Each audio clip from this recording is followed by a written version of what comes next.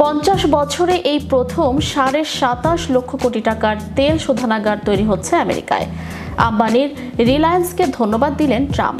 বিশ্বজুড়ে জ্বালানি সংকটের কালো মেঘের মাঝে এক ঐতিহাসিক ঘোষণা দিলেন মার্কিন প্রেসিডেন্ট ডোনাল্ড ট্রাম্প।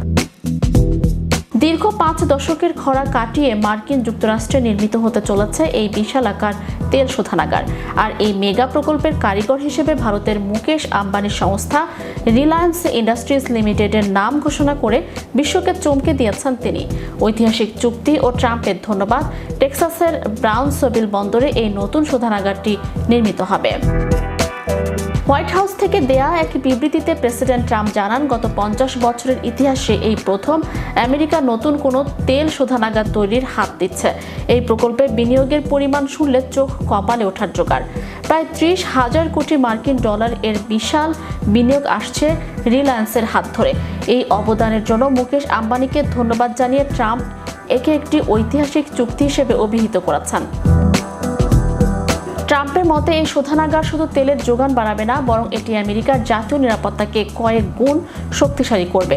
তিনি বলেন, জ্বালানি নিরাপত্তা আমেরিকা তার জ্বালানি উৎপাদন ক্ষমতা বহু গুণ বৃদ্ধি করতে পারবে। ট্রাম্প দাবি করেছেন এটি হবে বিশ্বের সবথেকে পরিচ্ছন্ন বা গ্রিন রিফাইনারি। এই প্রকল্পের ফলে কয়েক হাজার মানুষের কর্মসংস্থান হবে, যেখানে আমেরিকা ফার্স্ট নীতি মেনে মার্কিন নাগরিকরাই অগ্রাধিকার পাবেন। বর্তমানে পশ্চিম এশিয়ায় যুদ্ধের দামামা বেজে ওঠায় বিশ্বব্যাপী জ্বালানি সরবরাহে বড় ধরনের বিঘ্ন ঘটছে। বিশেষ করে পারস্য উপসাগরীয় দেশগুলো থেকে তেল আমদানির প্রধান পথ হরমুজ প্রণালী বর্তমানে কার্যত অবরুদ্ধ। ইরানের বিরুদ্ধে অভিযোগ উঠেছে যে সামরিক উত্তেজনার সুযোগ নিয়ে তারা এই গুরুত্বপূর্ণ জলপথ স্তব্ধ করে দিয়েছে। আমেরিকার ব্রাউনসভিল বন্দরে এই নতুন শোধনাগারটি যখন পূর্ণাঙ্গ রূপ নেবে, তখন তা বিশ্বব্যাপী তেল সরবরাহের পথকে আরও মসৃণ করবে।